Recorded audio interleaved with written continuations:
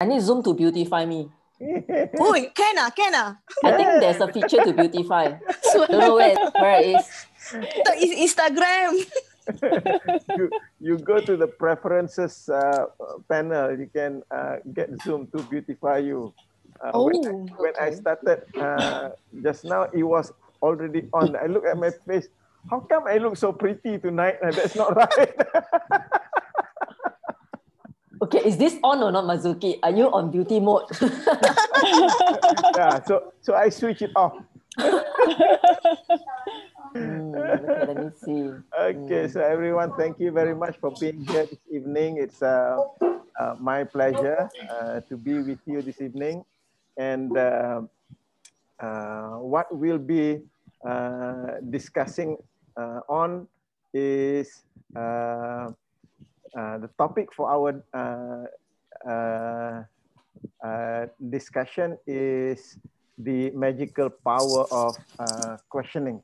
So for the benefit of Ming Han, this is the first time that I'm meeting you here. Just say welcome to our meeting, and the people that you see in the room right now here are people I'm used to. We've been meeting in and meta coaching. So yes. Hi everyone. Sorry, I think there's something wrong with my webcam, so it's not functioning. Okay. But we can hear you. Yay. Yay. Hi everyone. Hi. Hi. And where are you joining us from? Penang. Yeah, oh, joining from Penang. Yes. Good. Yeah, good. Okay, so thank you for joining us. I'm really honored that you are here. Just a little bit of introduction to the sessions that we are having. I mentioned to you, Franska, Ayu, and Sarah, they've been joining the sessions, I would say, many times, especially Franska. Lawyer supporter. Yeah. Number one fans. Yes. Number one fans. Yes. Franska, good student, best award. I give you award. Good. Baby powder. Okay, great. Bonnie, we have Bonnie here. Bonnie is in the room. Maybe just starting.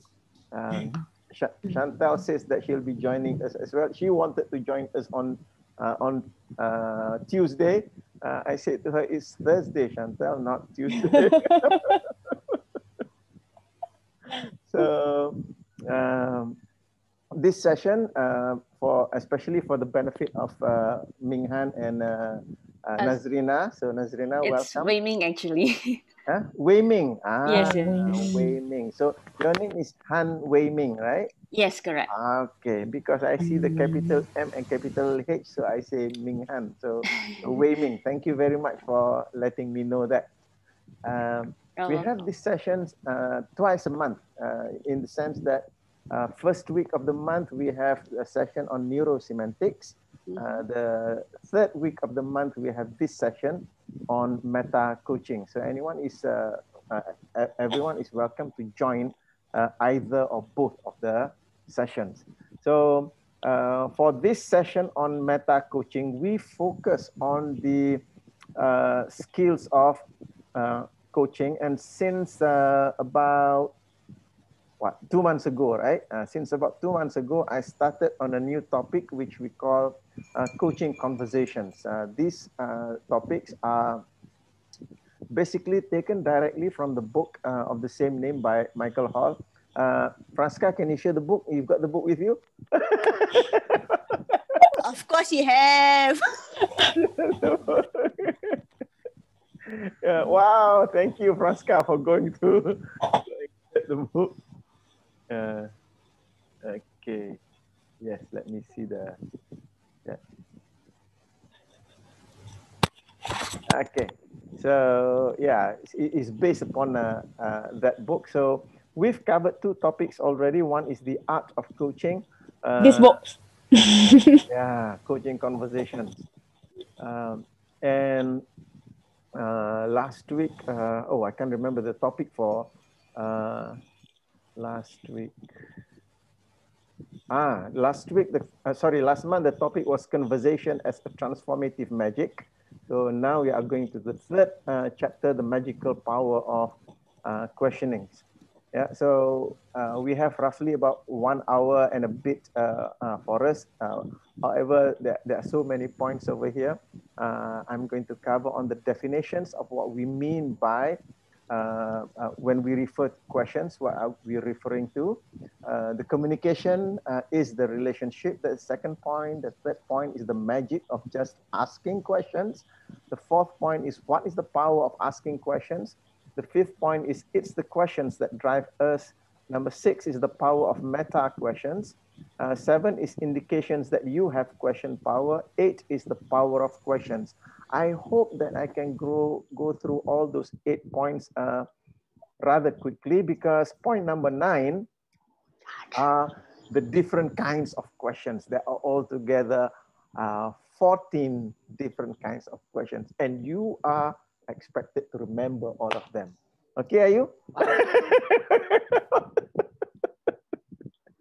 Okay, so let's get started with the definitions, yeah, about questions.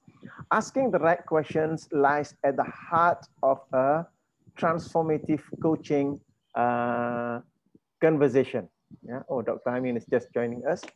When we ask the right questions, we set a framework that allows discovery, transformation, and empowerment to occur. Through conversation, we gain entrance into the matrix of a person's reality because of the very nature and power of dialogue. And I'm sure you have had dialogue. I'll use the word dialogue with yourself, and you start to have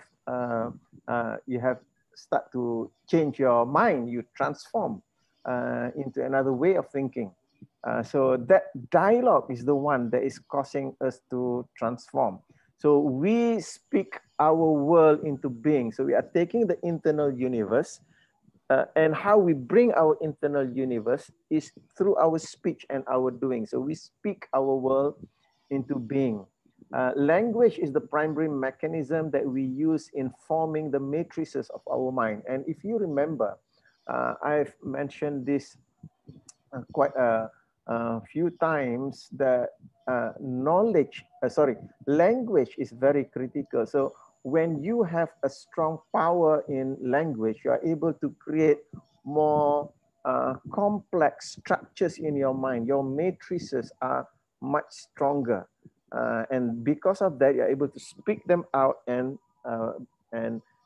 behave them outside here in creating the external world.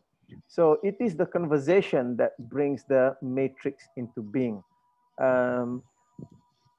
For example, have you ever had ideas, and the ideas are not very well formed to the extent that you are not able to bring the ideas into words, and because you cannot bring the ideas into words, you find difficulty in expressing them. So that's why I think Stephen Covey, he mentioned that if you have a problem, and we have problems frequently, when you are able to verbalize the problem, that is already half of the solution. Take it and putting them into words. Yeah? So what do we do with language and words in the context of in the coaching context? In coaching, what we do is we dialogue by cutting through the meanings. You cut through. The word dialogue comes from two words, dia, which means cut through, logos, that's meaning. So dialogue is about cutting through the meanings encoded in words to get to the heart of things.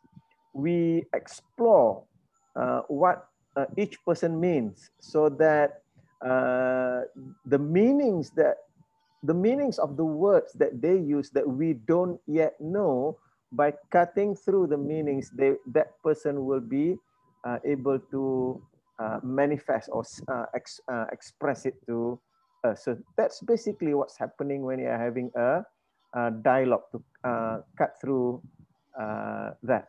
So what is the primary context in which we create our meaning frames? Is it not the context of conversations?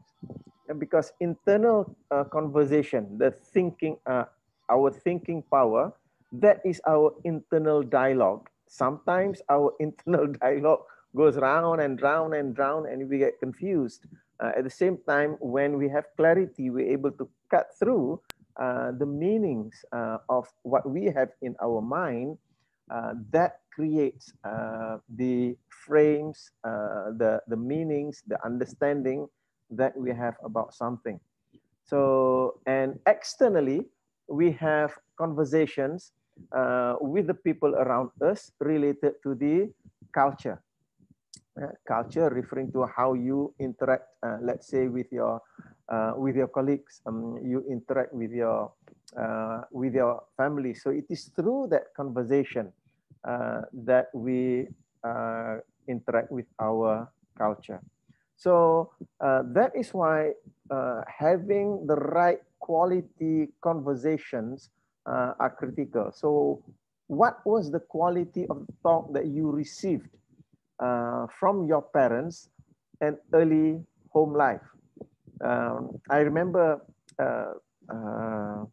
Robert Kiyosaki was mentioning the difference between the rich and the poor is the conversations that they have at the dinner table. Robert Kiyosaki was mentioning that the conversations that he had at his dinner table is about how little the salary was, how difficult life was. So that's the conversation that he has in the poor dad family. And yet when he went to his friend's family, Mike, the conversation that they had at the dinner table was about finance. It's about business. So that's the kind of conversation that they were having. So to a large extent, the quality of the life that we lead now is influenced by the quality of the conversation that we received from our parents and early home life.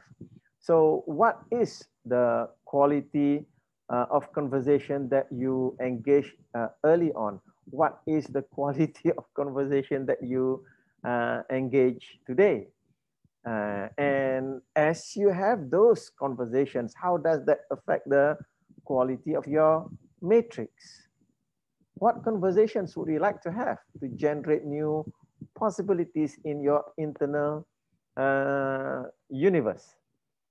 What conversations would you like to install to influence and govern your internal dialogue? Nowadays, people talk about COVID-19 and lockdown. What is the quality of the conversations that you are having? I mean, for example, for me, I'm mostly by myself nowadays. So the conversations that I have relates to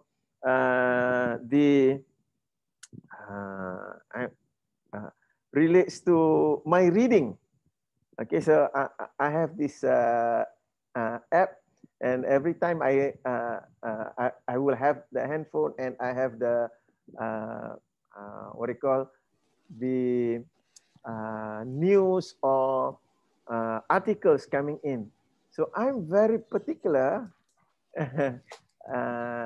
I'm very particular about which article I read. Okay, because that is the conversation I'm having. Yes, Ayu. Okay, so you say it's a conversation. It's a conversation. But if we are by our own self, so how to hijack? I mean, it's conversation. If I talk to myself, sometimes it doesn't go anywhere. You know. So if we, let's say, if we listen to a certain YouTube of a certain topic for quite a long time, but how can we like influence ourselves when we only by ourselves? So if you have not watched, now I'm promoting Netflix. If you have not watched this documentary called The Social Dilemma, by all means, watch it. Because the thing about social media or anything that you have on your handphone, whatever that you touch is detected by the algorithm, and they will present similar topics to come to you. So same thing, if you switch on Netflix, you switch on a program, then they will serve you 10 other programs of similar nature. So that will define the quality of conversations that you have with the what's external. So I'm very particular when I open up my Flipboard. It has a lot of articles inside there, but I just want to have conversations with articles that will be, I would say, that will bring resourcefulness to me. Yeah. For example, I'm deliberately not clicking on any articles about what Donald Trump is doing with respect to the election in America, because all of those articles are there. And the reason why I'm deliberately not clicking on those is because for one click I make, there will be 10 more articles similar that Flipboard will recommend to me. So I'm making sure that when I click on something, I click on something that is going to bring benefit to me. I love photography. Okay, I'll click on photography because there's something that I can learn from there. I love psychology. I love engineering. When it comes to politics, I do not want to click too much over there. So I'm taking charge of the quality of conversations that I have in my mind. Does that make sense? Because it's creating our matrix. It's creating our matrix. So otherwise, you'll be spending the whole day thinking about what's happening in Pennsylvania, what's happening in Georgia, and all of those. Yeah. So the conversations. So to be deliberate about installing the right conversations, because it's going to influence your internal dialogue. Yeah, just I would say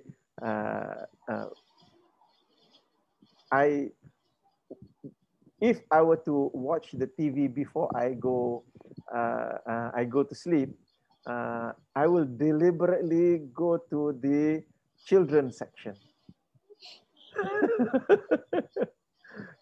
Because the programs on children's section are basically, they have filtered the program to be something that is positively developing a child's mind. So I'll watch a program like Captain Sakura. I wonder if you remember that one. Because it shows friendship. The main character, Sakura, and a friend, very good friends, and they are behaving nicely. I would even watch Pocoyo, how Pocoyo with his friends are doing wonderful things for each other, because I want to have the right conversations in my mind before I go to sleep. Okay, that's the dialogue. Right. The second point is the communication is the relationship. This is, to me, this is big. When I first came across this one, I went, really? Yeah? Because I thought that communication is one thing and relationship is another.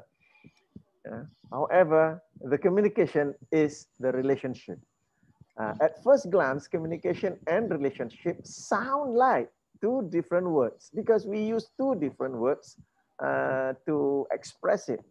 So it looks like they are two very different things, but then that is in itself an illusion, because it is a trick of language. We are using two words to describe the same phenomena, the same process.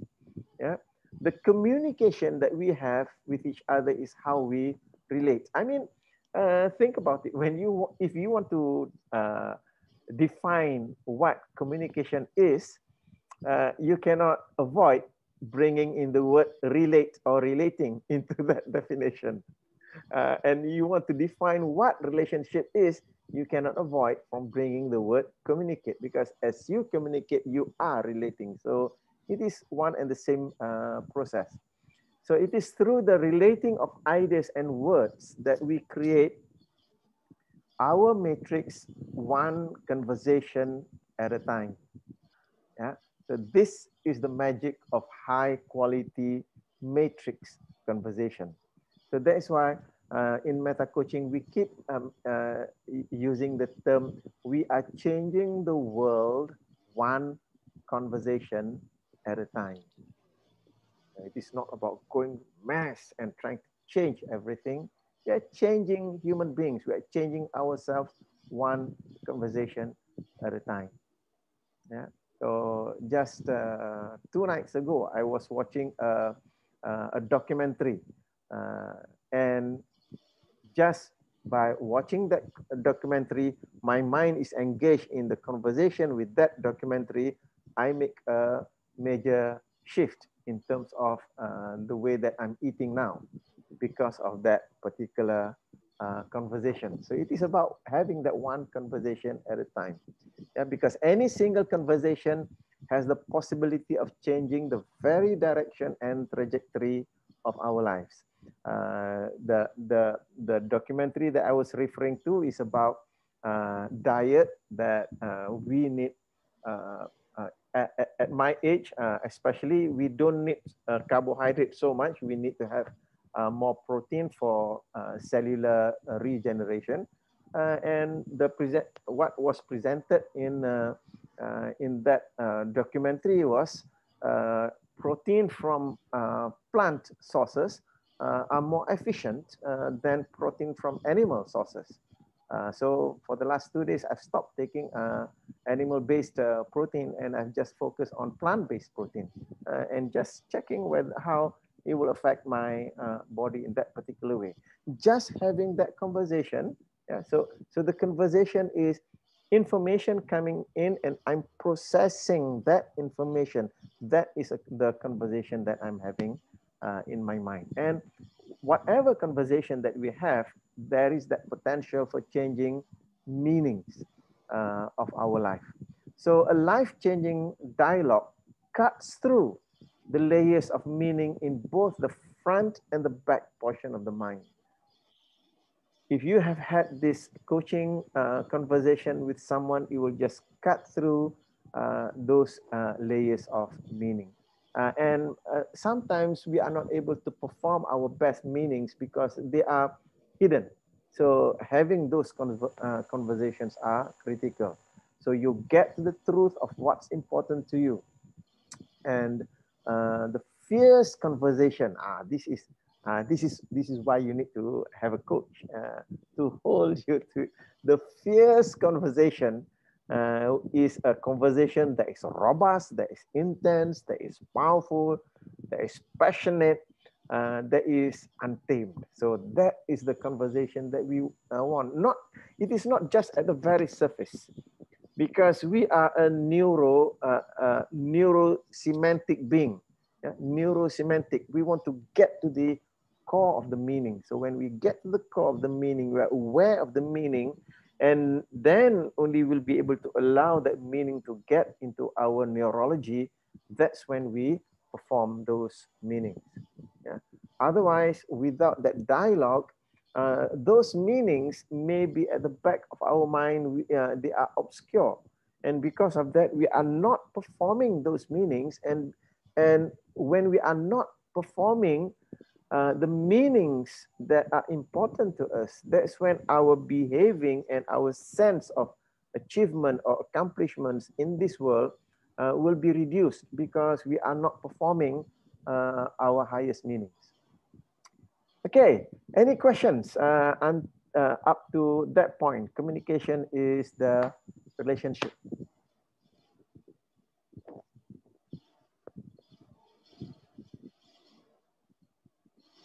Okay. Hi Chantel, good that you're here. It's on the right day. Yes, I was thinking it was Tuesday. I got excited. Sorry, I came in late. I had some technical difficulties to get in. Okay, no worries. And I've not had the opportunity to welcome Noria as well.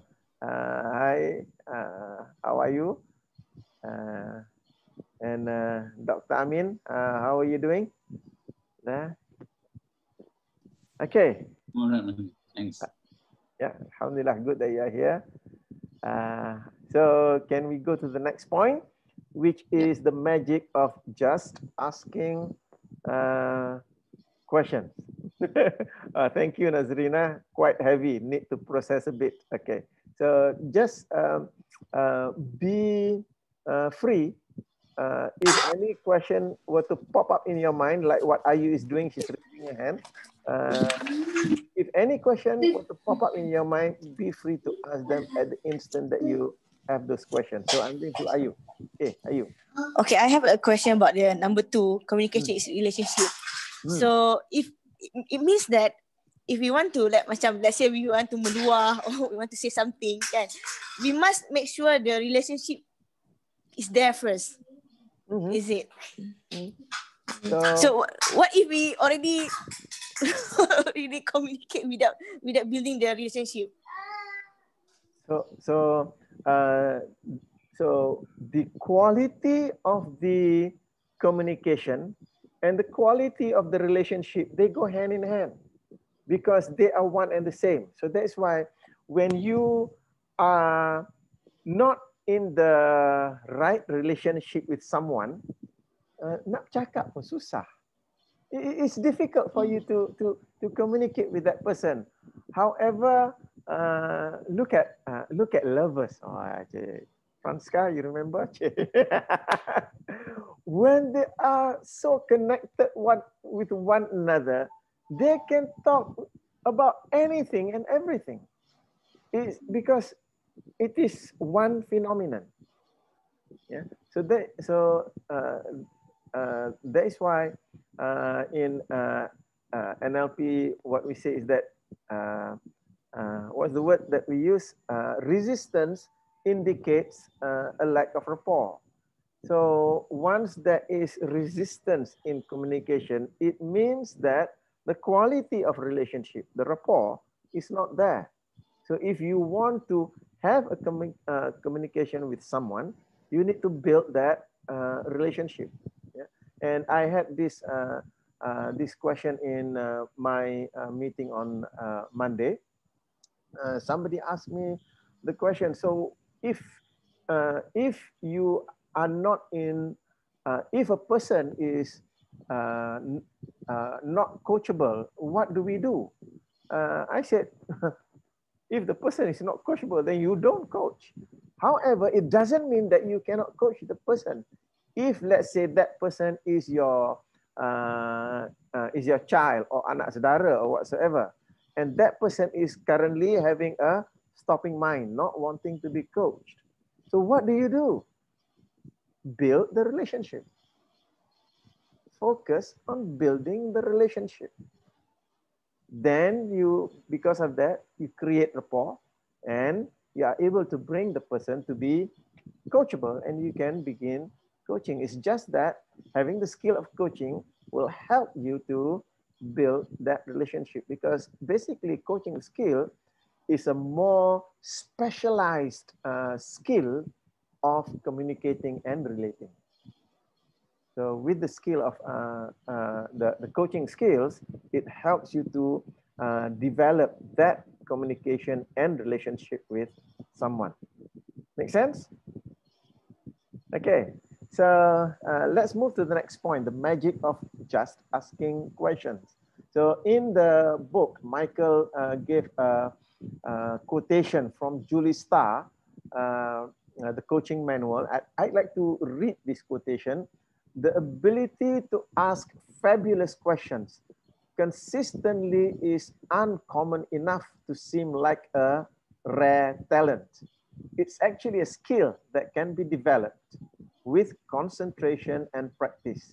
With coaching, a beautifully timed, perfectly worded question can remove barriers, unlock hidden information, and surface potentially life-changing insights. In other words, to be a great coach, you need to be able to ask great questions. So we have two core models that we use for asking questions. One is the meta model of language. The other is the well-formed outcome model.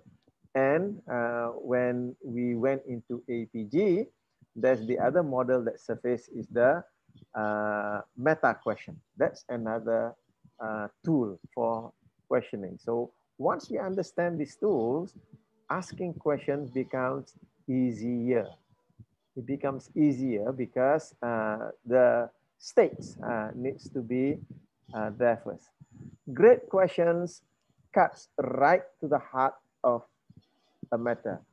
So when you interview, when you research, gathering information, model, you coach, you need to have great questions. And this is the thing. When I'm learning something, let's say I'm doing research just on the internet, I need to have great questions up here. Otherwise, I will not be finding the answers that are relevant for me. Yeah. So it doesn't mean that when we talk about great questions, I need to be in front of somebody and I have all these wonderful questions to ask the person. For example, when I attend a training seminar, I need to bring with me great questions.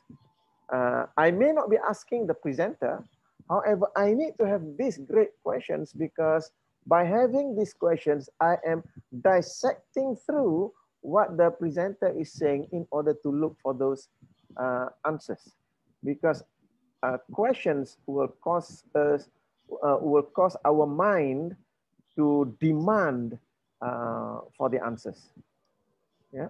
So at the very heart of coaching, yeah, it is not about solving a client's problem or doing therapy. So that's why at the beginning of the Coaching Essentials program, we make a differentiation between coaching with mentoring, with consulting and therapy.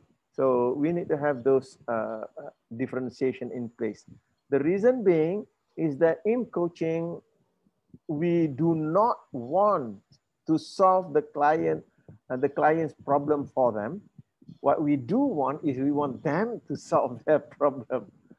Yeah.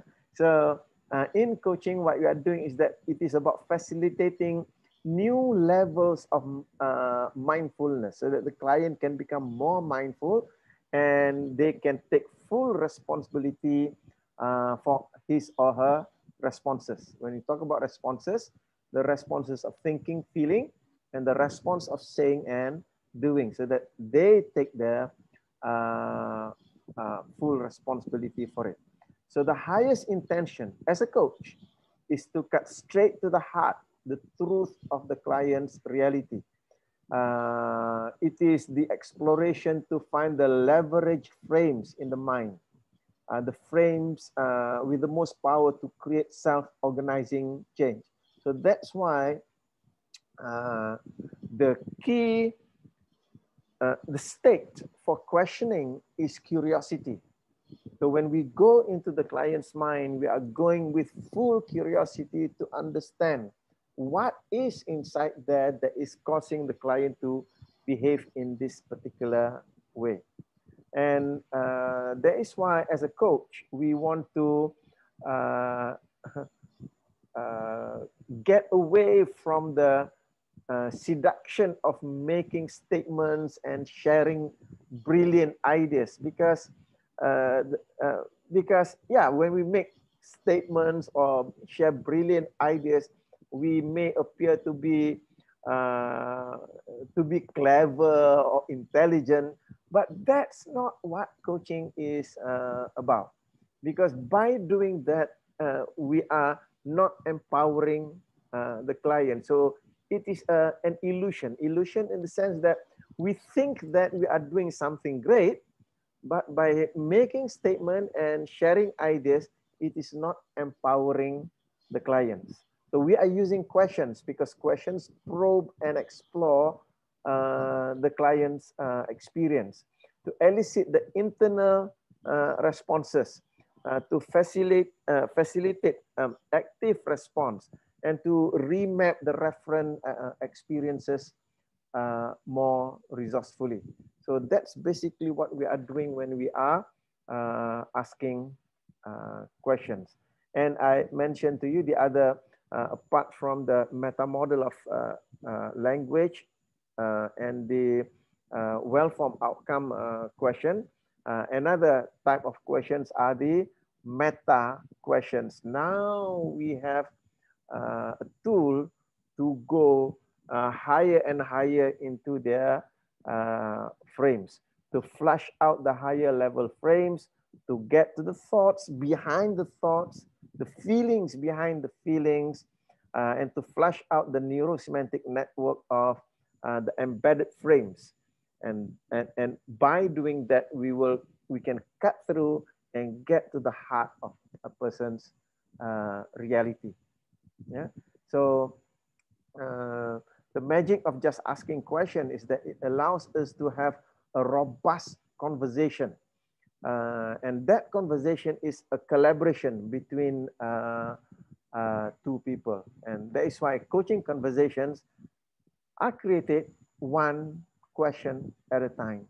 Meaning to say, when I enter into a coaching conversation, when I ask the first question, I have no idea what's my second question is going to be. So I don't prepare 10 questions in advance. I ask first question, second question, third question. No, because I don't know what's inside there. Yeah, so I'm just asking the first question, and from that first question, the client will reveal something, and that will define what my second question will be.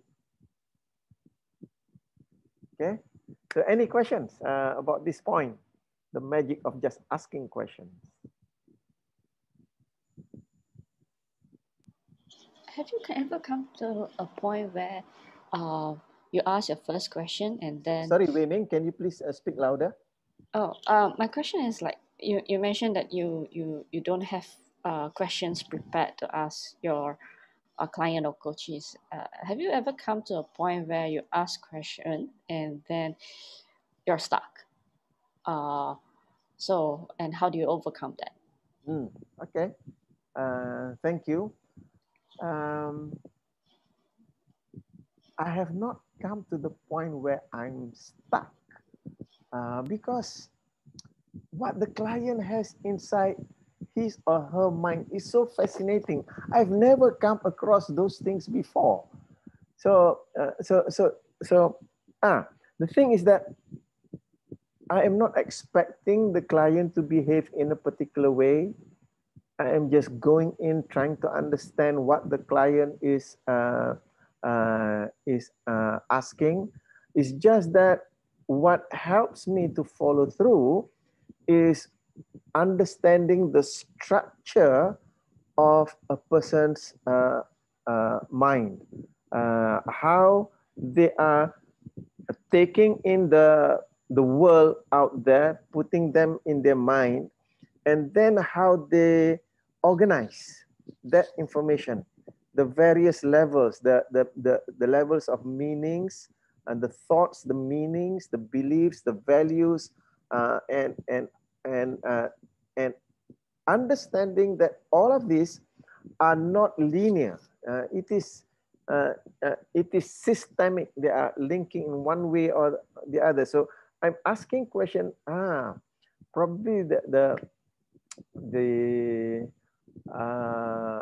analogy that I can give is just like our brain. If you have seen the diagram of the brain, you have a cell over there and it's connected to several other cells and connected to several other cells. And I'm just following one from one cell to another to another. However, the agenda is this. The agenda is this. First agenda is I want to understand what's happening inside there. The second part of the agenda is to be asking, so with all that is happening inside there, how is it useful for the client and how is it not useful for the client? And how do I know whether it is useful or not useful is by asking a question. So it is not for me to make any judgment or evaluation, oh, that way of thinking is wrong. No, it's not that. It is about noticing what they are thinking, noticing the frames that they have, and asking them, so is that way of thinking useful for you? If they say yes, so how do you want to strengthen that? If they say no, so what do you want to do about it? So it's about exploring, the key word is resourcefulness. Are they thinking resourceful for them? Resourceful meaning to say their frames, the map of the world that they have, is it giving them the full ability to use the thinking, feeling, and saying, doing? These are the four primary resources. So is that way of thinking helping them to fully utilize the resources? If not, so what's stopping them? So that's basically the agenda that I have, and basically the agenda is set up right in front of the coaching conversation. Interesting. Thank you. Yeah. Does that answer your question, Mimi? Yes. Thank you very much. It's a very interesting sharing and a very insightful one as well. Thank you. Thank you. Okay. So next point is, what is the power of asking questions? Basically, by asking questions, it allows us to explore the thoughts, the ideas, and to probe into feelings and emotion, to make explicit the structure of an experience. They experience something, get them to make it explicit. To identify thinking patterns, knowing which patterns are working and which patterns are not. To discover the reference events, the internal context of a person's thinking. So, so that's why I mentioned the state for asking question is the state of curiosity. So it is about probing to understand it, and to facilitate the invitation for the client to go inside. So now they are going inside to become reconnected with the referent events for the client regarding something that may have created maps that limit and sabotage them. Yeah, for them to hold that, and to hold the client accountable and elicit an experience of being real with self and others. I mean, sometimes we as human beings, we want to delude ourselves. So in a coaching conversation, to be able to allow the client to be real with themselves. And when we ask questions, we are engaging the client in that particular process, because when we ask questions, it gets the client to go inside, it captivates them. Because as I mentioned, we human beings, when somebody asks a question, we just want to answer the question, whether you answer it verbally or not, but our mind just goes in there. So it captivates, it compels us. So that's why that is the power of questions, right?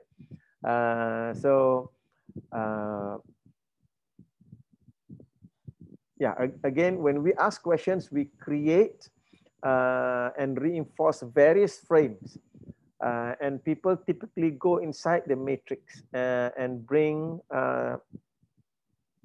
bring to their awareness the belief frames that empower them to transform. So when I say bring to the awareness, because we are operating with many beliefs, many frames, and many of those frames are already thrown to the back of our mind, and they are acting as instructions unconsciously for us to perform in particular way.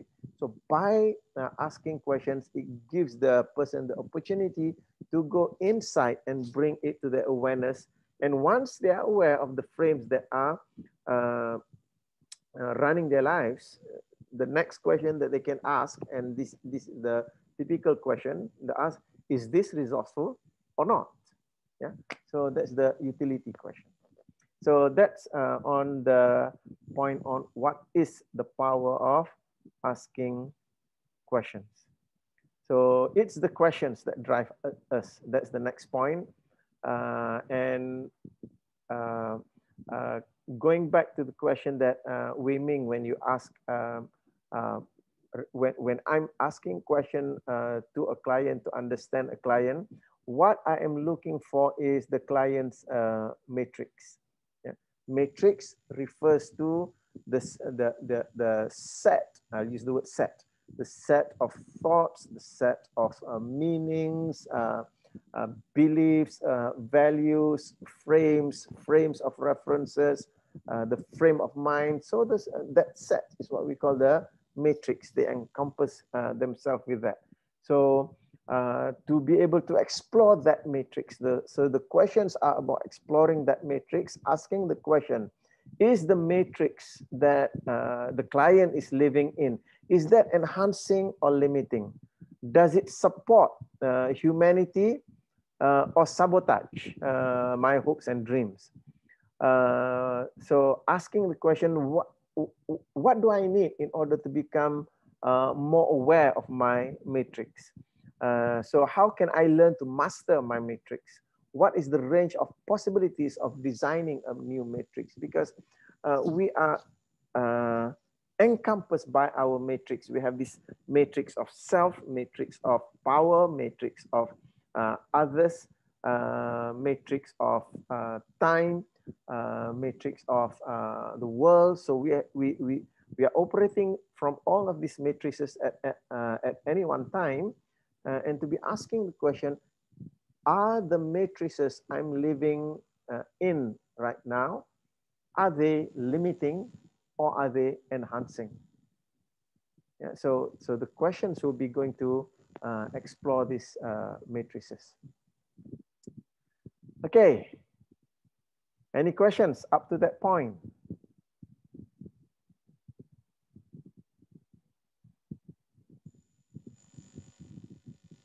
Am I going too fast?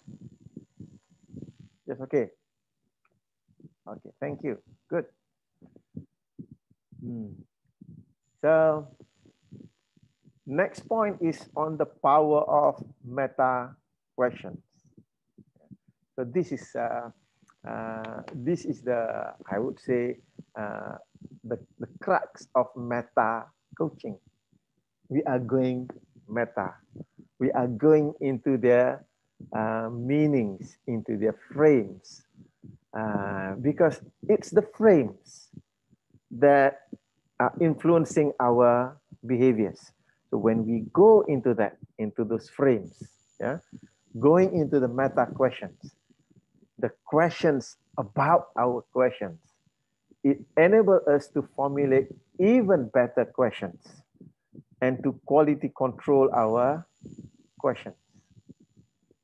So it is not just any question. When we go meta, because our thoughts and feelings are what drives our saying and doing. So our thoughts and feelings are governed or influenced by our frames.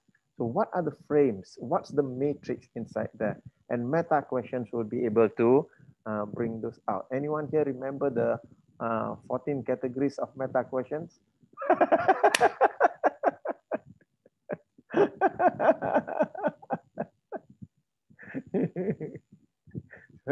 I'm not going to put anyone on the spot, but questions of meaning.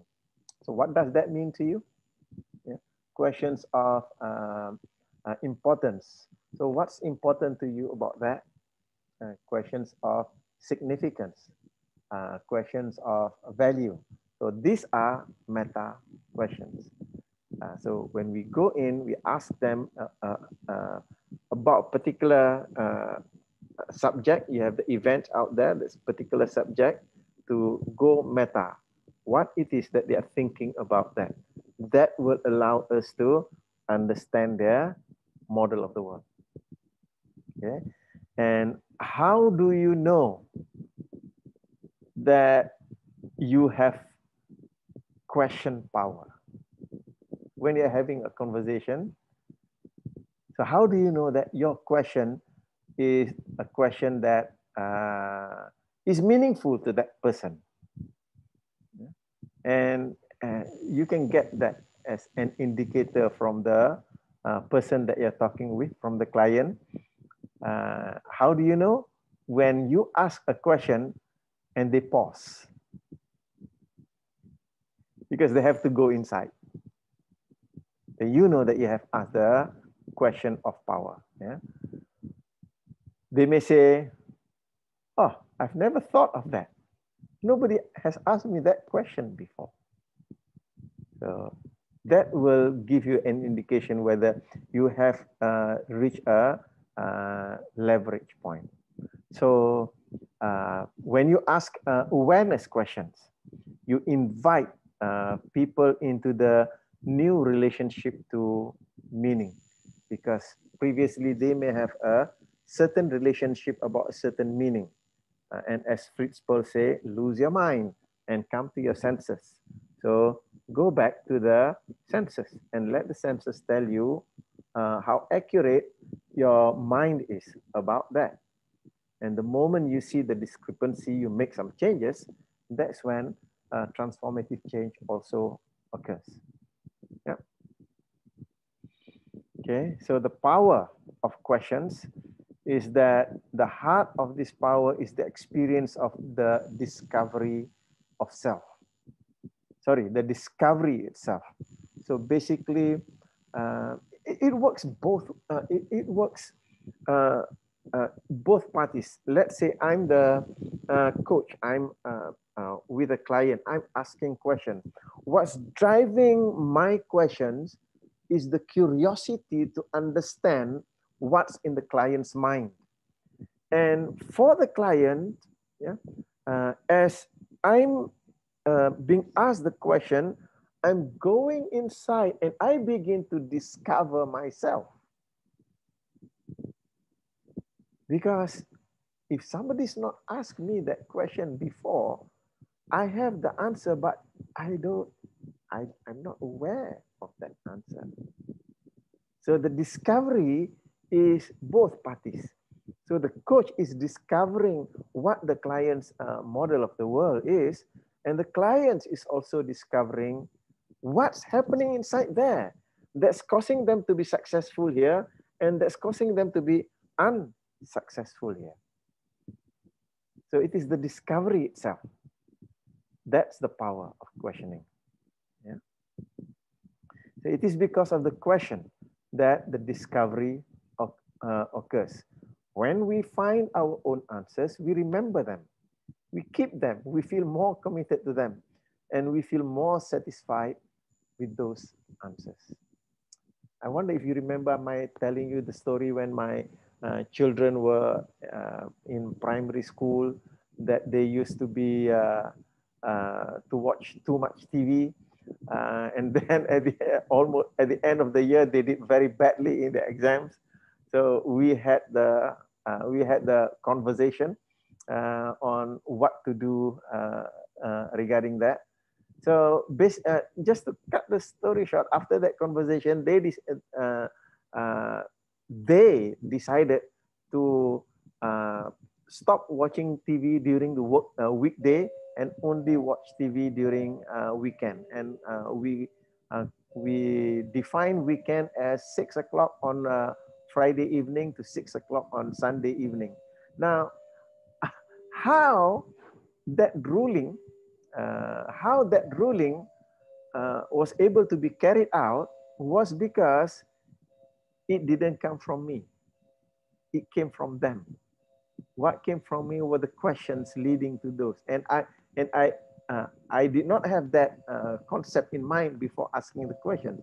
It came from them. They were the ones who gave me those answers. Especially the biggest culprit of all was the one who gave the answer. He was the one who answered that. Oh, I think because we watch too much TV. Yeah. So that is the power of question, because when we ask questions, they find the answers, and the answers belong to them. So now I'm not telling them. They are telling themselves, and they are telling me what they want to do. And that's why asking question sticks. Yes, I'd like to take a look over here. Nazrina asking the question, what if we are asked such powerful questions, but there is a blank actually? Wonderful, there is a blank. It is an opportunity for you to discover for yourself. So that is why in a coaching conversation, for example, yes, I've had many conversations whereby I'm the client. I have a coach asking me questions, and I really value when a coach asks me a question that I don't know the answer. However, the answer is inside of me.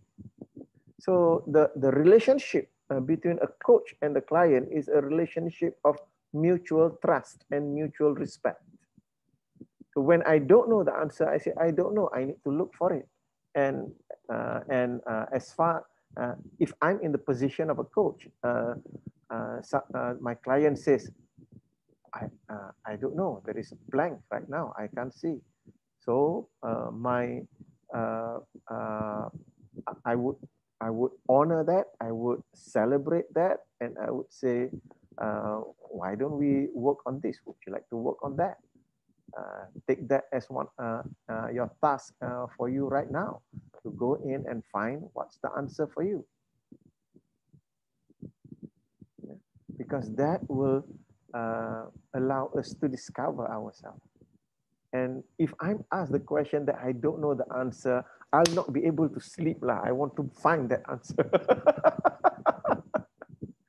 Because that answer is going to make a lot of difference in my life. Yes. But you are talking based on your position as a coach. You know, we know all this. So when we come into blank, we know that, oh, we can get the answer later because we have the skill. But how about these people doesn't have skill? How long do we give them time? Basically, if you were to look at this, the whole design of the book, Coaching Conversations, is in two parts. We are covering the first part. The first part are the foundation. The second part are, they're altogether 14 conversations. So if, let's say, I'm with a client who says that I don't know, then I might enter into another conversation. I can go into the metaphor conversation for the client, things like, okay, so if the client says to me that, I don't know, it's blank for a moment.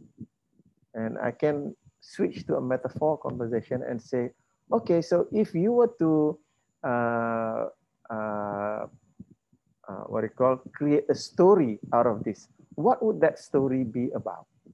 So going into the creativity aspect. Yeah. Sometimes I would just go, so client says, I don't know. Then I would go into still creative, so what if you were to know? If you were to know about this, what would that be?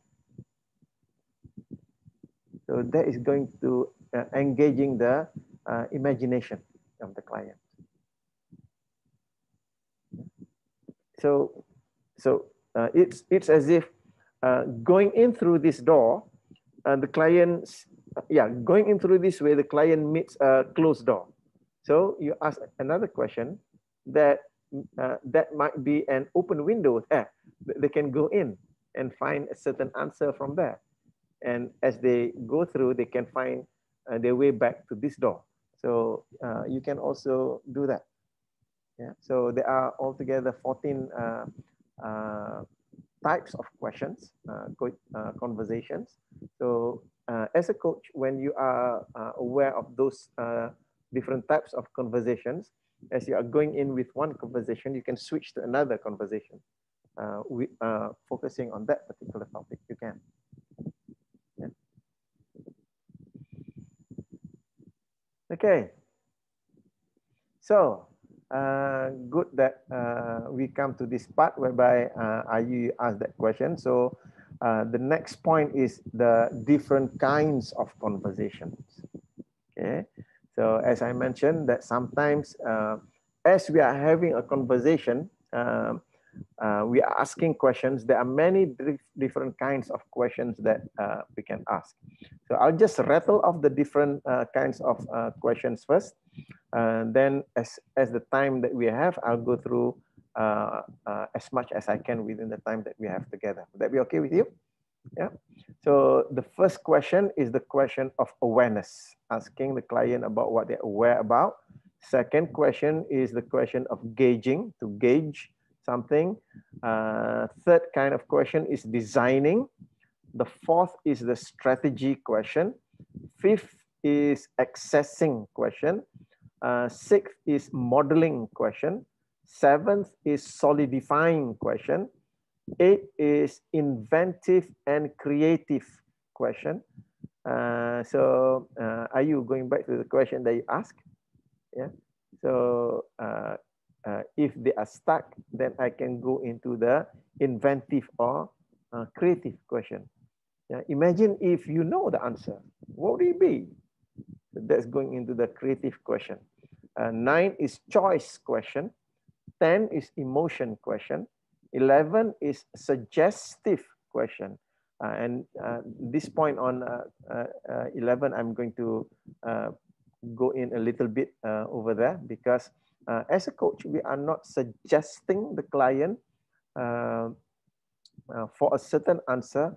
However, the suggestive question is about bringing the client to more resourcefulness. Yeah. So it is not about suggesting a certain answer from a client, it's about resourcefulness. Number 12 is open-ended question. 13 is the frame question. And number 14 is organizing, self-organizing question. So there are 14 different types of questions over here. Okay, so let's take a look at those questions one by one. I don't think we'll be able to cover all 14, but let's just move over here. First question is the awareness question. So this awareness notices, observes, and witnesses without evaluating, interpreting, or judging.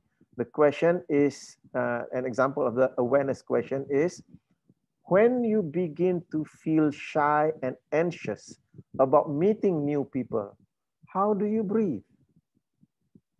Drawing awareness to the body. The person say, I'm shy, I'm meeting people. So when you meet people, how do you breathe? So bring awareness to that.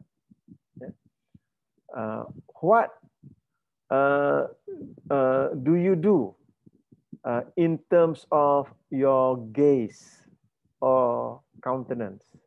Do you look at the others in the eye? How steady is your gaze?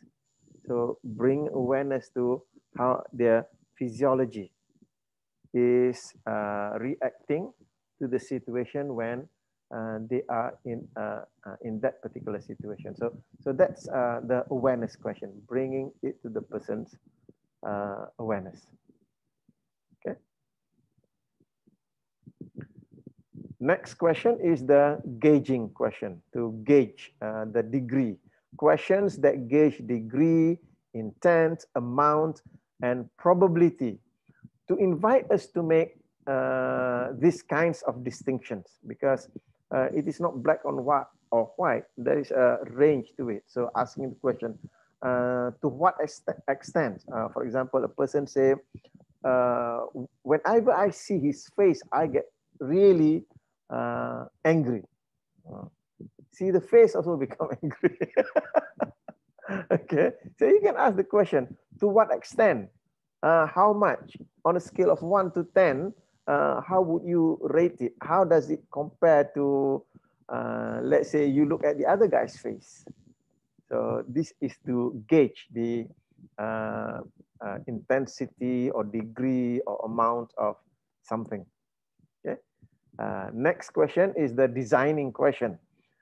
Questions that invite us to construct, to engineer, or to create something. Okay. An example of question is that if you develop the skills to transform your life in the way you want and follow your passion, what will life be like for you in 5 years? Now the person goes and says, fine, begin designing. And like Mak Jenin, he began designing his beautiful life on top of the coconut tree, and he starts laughing and he fall down. So that question invites them to design their life. Fourth question is on strategy. Strategy comes from the how question. How questions are generally questions of strategy and tactics. For example, how do you maintain your solution focus when the world's coming down on you? So we tend to use the strategy question, especially when we want to model a certain strategy or behavior of people. Yeah. So how do you how do you manage your YouTube channel that your video gets 10 million views? Yeah, so that's a So Marzuki, can we say it's more like a how question for strategy? Yeah, yeah. Strategy is basically how question. So the person will detail out the step-by-step process in order to get that strategy, that person's strategy. Yeah. So things like if somebody comes up to me, oh, I have this phobia of cockroaches. Cockroach, are you? Whenever I see cockroach, I get freaked out. And you can go there, wow, so terror you. So how do you manage to freak yourself out in that wonderful way?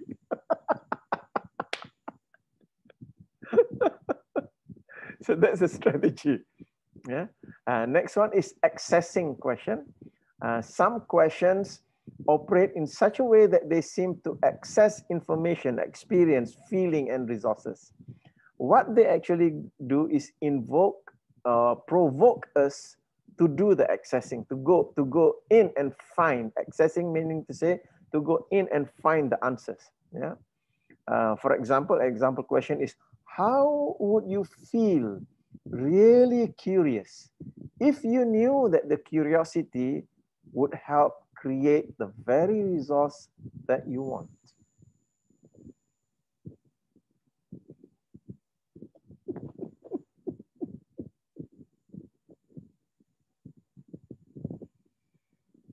I've put you into a trance, haven't I? Because that question requires the skill of trance.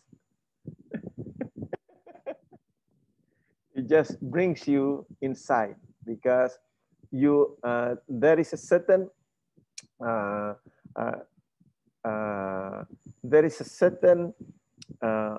something that is blocking. This question is about somebody who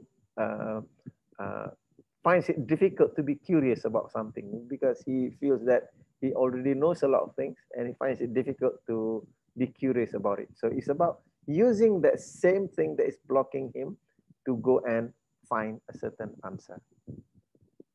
So this is part of mind lining. Put it into the form of a question to get the person to access the resource. Okay. So in this case, the resource is curiosity. Next one is modeling. Questions that evoke us to look around in our mental world for other examples, templates, or model. So this is quite straightforward. The example question is that, do you know anyone who can do this? Let's say the issue is criticism.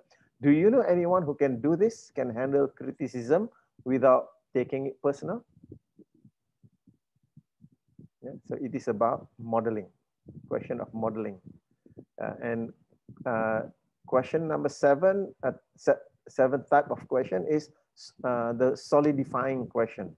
To drive a point home, confirm an understanding of feeling, and so solidifies the map that we have built or begun to build. What we are referring to is that the client or the person is starting to have this certain idea about something. Yeah. So we are asking a question so that that person can solidify that idea. Okay. So an example question is, how would you sustain this thought or feeling? So for example, a person is working on an issue, let's say issue of anger. So now is able to create a resource of calmness. So, and that person has already created a meta structure, a frame of thoughts, beliefs, and values that will bring him or her into the state of calmness. So now we've got to the point whereby the client has already found a solution. So the solidifying question is, so how would you sustain this thought of feeling of calmness in the presence of situations that usually last time caused you to feel angry? So it's about solidifying. Okay. Number 8 is inventive and creative. Some questions put us into a creative mode so that we begin to brainstorm ideas, playing in alternative ways of dealing with something, or even thinking outside the box. An example is, what if you had already achieved this goal? What would that do to you? So you have not achieved the goal yet, but what if? What would it do to you? The example that I gave regarding what Nazrina mentioned, if there is a blank, I don't know. What if you already knew? What would that do for you? So that puts the person into another mode. So that was what in APG we have the what do we call that pattern? The miracle question pattern. Yeah, the miracle question. What if I've already solved it? So how would I experience life from there forward? So this is the creativity question. Yeah. Next one is the choice question. Questions that pose multiple choices and or elicit the listener to identify various options can open up possibilities and invite creativity and give or deepen the sense that the person is not stuck. Yeah. So let's say you are discussing with the person is stuck in a certain thought, do not know how to proceed. And as you have the discussion, brainstorming discussion, may have come up with several options. So to be asking the question, so which of these 3 or 4 ideas do you like best? So now moving into the choice before making the decision. So that's the question relating to choice. Next one is a question related to emotion. So these are questions that explore what we feel and probe the heights and depths of our emotion. So if let's say you are with a person and the person says something and you notice there are the non-verbal is showing some emotional emotional impact to that particular answer. So to be asking the question, so what is your feeling behind that thought? So that's the emotion question. And next is the suggestive question. So I mentioned to you that I just want to pause over here. Suggestive question. it is possible to ask a question that is not really a question, but a statement. The caveat is that these can be dangerous and manipulative. So we do not want to suggest our ideas to the client. So suggestive questions can be dangerous and manipulative, and used in the right way, they can also be insightful and powerful for establishing a direction. So we want to use this ecologically, to not use a suggestive question to get the client to take our idea. However, to use the suggestive question to invite greater resourcefulness. Yeah, the example that Michael gave in the book is that in the context of the client, let's say the client wanting to have just described a wonderful outcome for themselves. So using the suggestive question in this way can open up the possibilities for the client. So the example is, since wonderful is actually made up of thousands of tiny things that come together, what are some of the tiny things that you could begin to count and to appreciate that? When later viewed from another perspective, you might see the whole more valuable than you ever imagined. Yeah. So this is a case of, for example, what we call meta-detailing. Some people, they when they describe the outcome that they want, the outcome is so global. Yeah. The outcome may be global. The outcome may be a big nominalization. So what we want to do is we want them to detail it out. So without invalidating the answer that they have. So the person may say, this is the wonderful future that I'm going to achieve. So what you do is that, okay, wonderful is composed of so many little things. So you are suggesting that, the suggestion is that wonderful is actually made up of thousands of tiny things that come together. So the question is getting the client to detail out, meta detail, what are the things that would add up to the big thing that they call wonderful. So using suggestive question in that way, not in a way to suggest my answer to the client. That is manipulating. Make sense?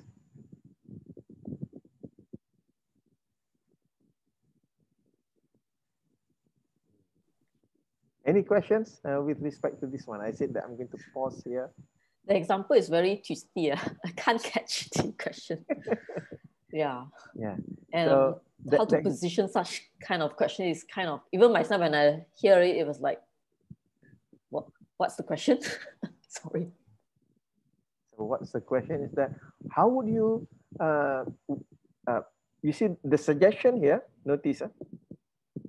One is that wonderful, because the client has come up with this word, with this nominalization called wonderful. So first suggestion I'm bringing here is that wonderful is not one thing. It's composed of many things. That's the first suggestion in that particular question. Yeah.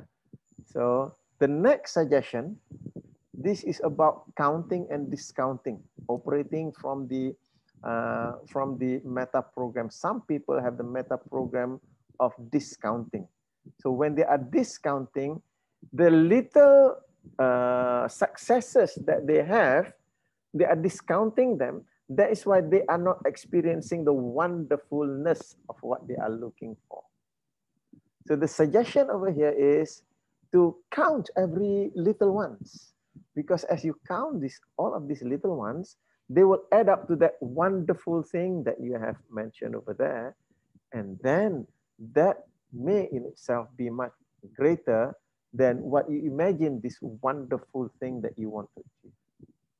So what is embedded inside that question is this, I would say, to suggest to the client to operate the meta program away from discounting to counting. So that is the meta program, away from mismatching to matching. So this is the suggestion. So without telling the client to shift their meta program, you are suggesting that when they shift their meta program to counting, that's when they realize that the wonderful thing that they want to achieve will be much greater. Yeah, because what holds, you see, for some people, they cannot feel their successfully, their successes fully and completely, because they are running a discounting meta program. So they have a success, or they say, oh itu kecil, tak ada apa, ini tak ada apa, ini tak ada apa, ini tak ada apa, tak ada apa, tengok-tengok, tak ada apa lah. So this is what the suggestion is. Begin counting the smaller blessings. Then you realize that, oh, this thing wonderful that I talk about is much bigger than I really thought it would be. Yeah. So that is the suggestion inside there. So I'm not suggesting that the client take my definition of what wonderful is. I'm suggesting the client to use a process that will what do you call, that will enrich. That's the word. Yeah. Suggesting a process to the client so that by utilizing that process, it will enrich the client's definition of wonderful. So Nazrina is mentioning here, drawing the client's attention to other options. So yeah, the option that the client may be running, the meta program, may not be useful in achieving the goal. So we are suggesting a process that will make it much more richer for the client. Okay. So that's 11th question. The 12th question is open-ended question. So I believe that you may be very familiar with this question. While some questions search for single answers and the right answers, the thing is that about open-ended question is that you cannot be wrong in answering open-ended question. So asking question like, so what's happening inside as you hear this? So as the client is saying that, you repeat back to the client the word, so what's happening inside? So it's open-ended for the client to explain their experience. And number 13 is the frame question. So we can ask questions that flush out the frames that are implied by various thoughts, emotions, memories, and imagination. Yeah. An example of a frame question is, what do you learn from that experience? Because as a person experience some things, they may make decisions and conclusions inside their mind. So these decisions and conclusions become their frames. So by asking the person, so what do you learn from this? Allows us to know what are the frames that the person has created from a particular experience. Okay. And the question number 14 here is self-organizing question. In a system of interactive parts, various energies and dynamics can be established so that a facet of the system can govern the operation of the system. So you are taking just one facet of the system that can govern the operation of the system. So we can set up a feedback loop with non-living, non-sentient materials that self-organize. So similarly, in the human mind, body, emotion system, our highest valued belief frames function as self-organizing attractor. So going up to the highest level frame. So an example is, if you wanted to live with joy and giving joy as you move through your everyday life at work, with friends, in your health, what would you need to believe that would best support that?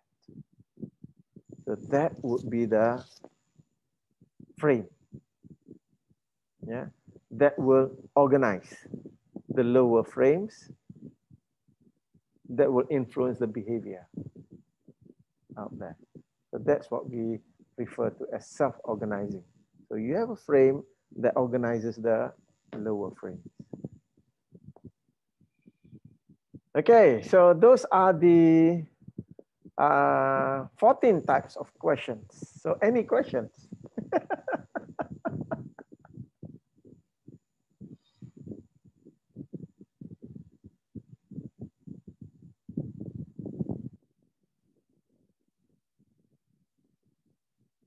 Because I take all the 14 questions, you don't have any more questions.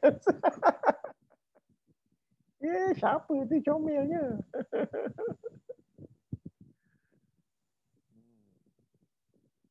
Are you good with that? Marzuki, can you please elaborate more on the frame? So if you were to hear out the example question, so this person wants to live a life of joy and to give joy. So the question that you ask is that, so if you want to live with joy and giving joy as you move through your everyday life at work, with friends, in your health, what would you need to believe that would best support that? It's not self-organizing, is it? Just now I thought I hear is self-organizing. So the frame, the belief frame that will organize, because what I want to achieve is a life that is joyful and give joy. So what would be the frame that will organize the other beliefs and behaviors that will create this life? Because experiencing joy is a result that I get from doing something. So I want to do something. For example, I want to, in my example, I want to give joy to my grandchildren. I want to be able to play with them the way that they want to play. So what would be the belief that I need to have that will bring that outcome to me? So the primary belief that I have with respect to that is the belief that I can make a difference in this world through the little behaviors. What are the little behaviors? We can also use like the presupposition that we need to, that we can use to support what we want. Is it same? It's like getting a model. Is there something like model frame? Not to say a model. It is more about the higher level belief frame. So this question is about the belief frame. So what is the frame that I have that will govern the others over here? For example, the example that I gave just now, probably fits in this way, because I'm operating from the belief frame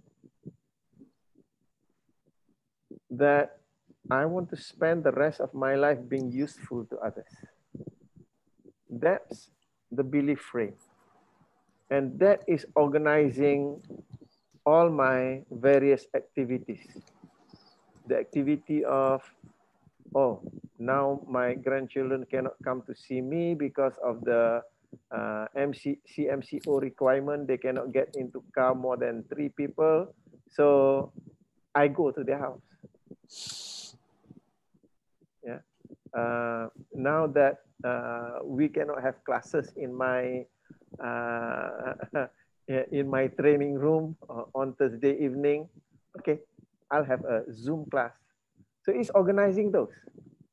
It's organizing all of these activities, because my belief frame is that I want to spend the rest of my life being useful to others. So when I look at activities, I look for activities that can be of use to somebody else. So an activity like, as I drive the car out of my gated area, the jaga there is standing there. The simple activity of smiling and doing that the jaga, because it's driven by because yeah, just smiling to somebody is maybe useful to that person.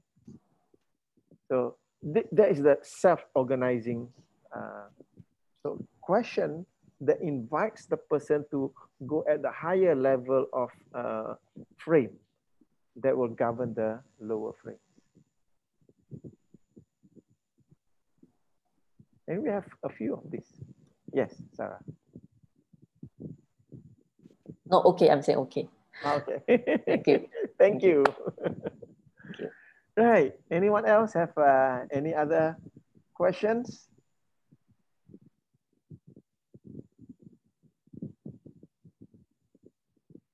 So probably before we end, a summary over here. Summary is that questions provide a powerful way to explore, understand, and even construct new realities, new strategies, and new ways of functioning. So in this way, questions are much more powerful than giving statements or giving advice. Now, questioning is an art. It involves so much more than just posing a question. It involves the mind-body state of the one asking and the kind of intention that facilitates the experience. So that's why you want to be in the right state as you question, the state of curiosity. So the question that I want to leave you with is, what would you have to realize about questions that would excite you to use more questions in your conversations? So what would it be? Okay, so before we end, I'm just going to go to each and every one of you. If you have something to say, by all means. So I'm going to start with what's on my screen over here. Sarah, is there anything that you'd like to say before we end? Can you repeat the question, the last question, please? The last question. Yeah.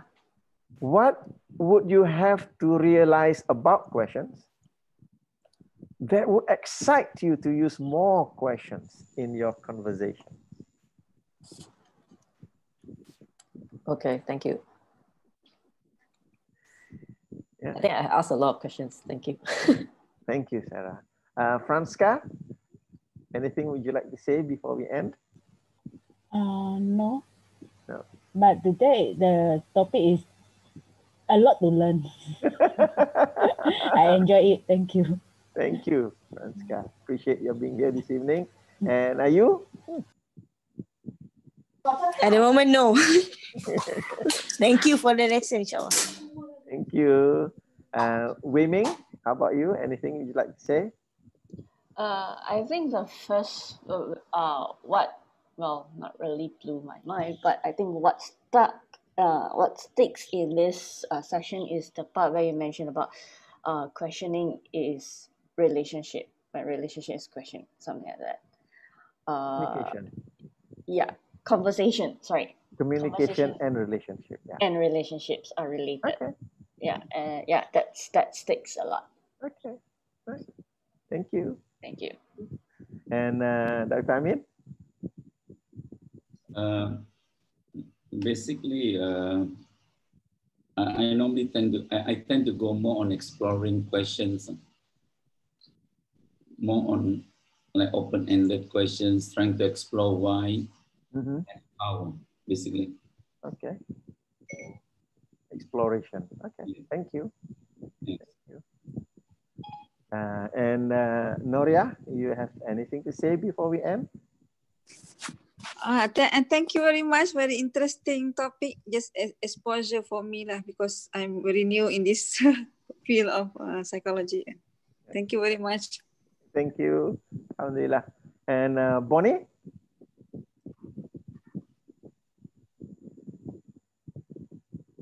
Bonnie, are you hearing us?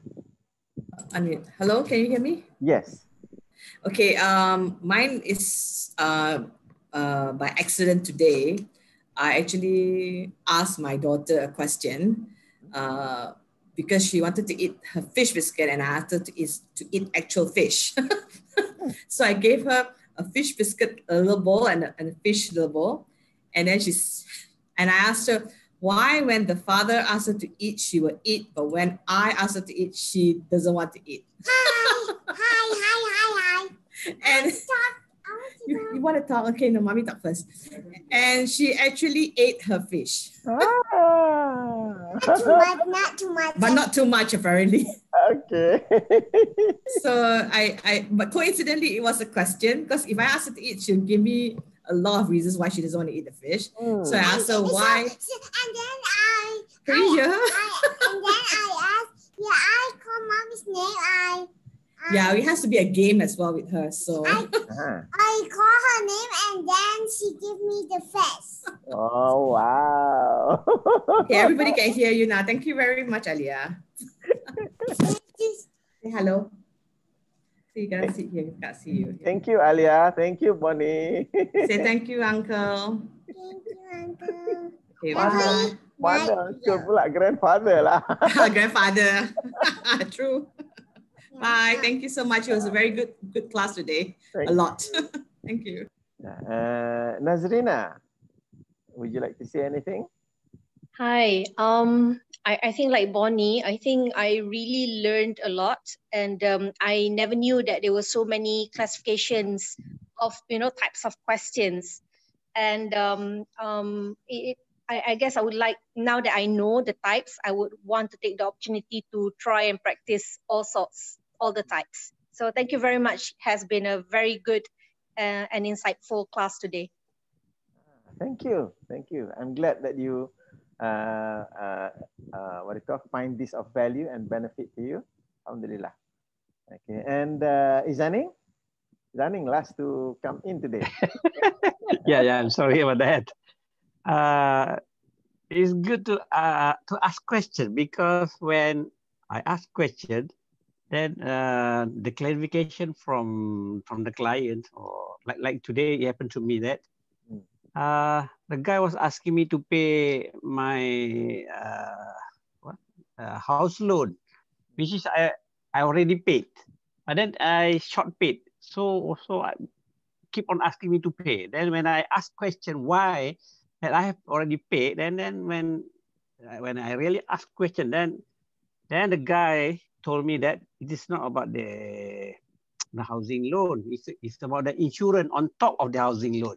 So that I short pay. Then the clarification from asking questions, so much question, and argument with him, and also I curse him as well.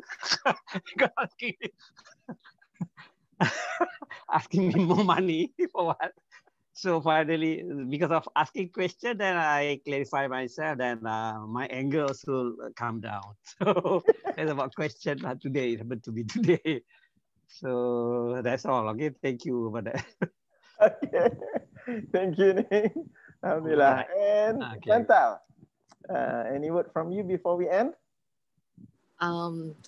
No, I'll just thank you very much for sharing. Sometimes I guess that when clients we use it, it's just that we need to probably use it more for home and life as well. And thank you for the reminder. Thank you for the sharing. Yeah. Thank you, Chantal. So with that, I thank all of you. I really appreciate your being here. Thank you for being here, and I hope we'll meet again. Oh, before we end, just to announce that the Neurosemantic Circle will be on the 3rd of December. So I've already I've already put up the Eventbrite page for you to sign in, and I will be sending out the email to invite for that session.